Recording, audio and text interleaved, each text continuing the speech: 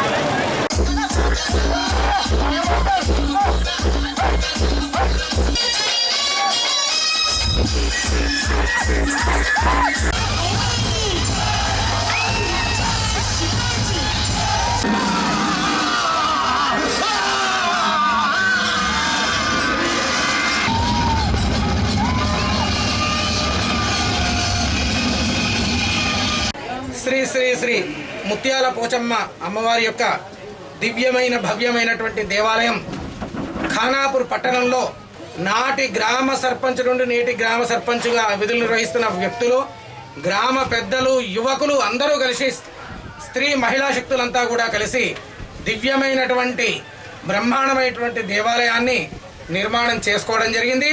ఇటువంటి దివ్యమైనటువంటి భవ్యమైనటువంటి దేవాలయంలో ఈ సంవత్సరం 11వ సంవత్సర వార్షిక బ్రహ్మోత్సవాలు మరి నిర్వహించబడుతున్నాయి. ఈరోజు 2వ రోజు అమ్మవారి యొక్క గ్రామ సంచారం పురవీధుల్లో ప్రతి ఒక్క వీధికి కూడా అమ్మవారు వెళ్ళి దేవాలయానికి రావడానికి శక్తి లేని వాళ్ళ గురించి ఈ యొక్క గ్రామ సంచారం అనేటువంటి సేవ ఉండడం మన ప్రాచీన భారతీయ సంప్రదాయం.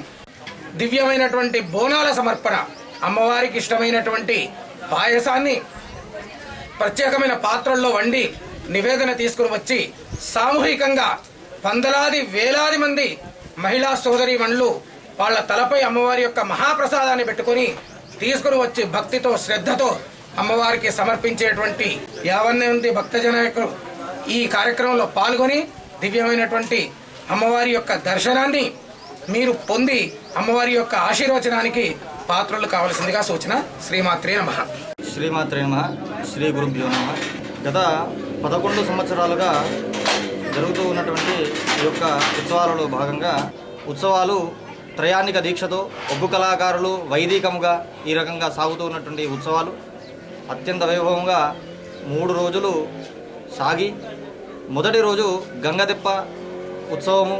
అమ్మవారికి గోదావరి మా దగ్గర ఇక్కడ ప్రాంతం లోపల గోదావరి ప్రాంతం, ఈ గోదావరి మాయికి ఆ అమ్మవారికి ఓడి బియ్యము ఇచ్చి గంగదెప్ప అనేటువంటి ఒక కార్యక్రమం ఉంటుంది. ఆ గంగదెప్ప అనే కార్యక్రమాన్ని చేసి 2వ రోజు అమ్మవారి యొక్క ఊరేగింపు కార్యక్రమము, 3వ రోజు అమ్మవారి బోనాల సమర్పణ అంగరంగ వైభవంగా సాగి చండీ యాగము, నవచండీ యాగము ఈ రకంగా కార్యక్రమాలు చేస్తూ ఉంటారు. ఈ కార్యక్రమాలకు ఖానాపూర్, నిర్మల్ అని కాకుండా పక్కన ఉన్నటువంటి అనేక జిల్లాలు, కరీంనగర్ జిల్లా, మంచిర్యాల్, ఇక్కడ జన్నారం ప్రాంతం నుండి ఇక్కడ నుండి కూడా జనాలు వచ్చి అమ్మవారి యొక్క కృపకు పాత్రులై ఆ అమ్మవారి యొక్క పరిపూర్ణ అనుగ్రహాన్ని పొందుతూ ఉన్నారు. శ్రీ గురు.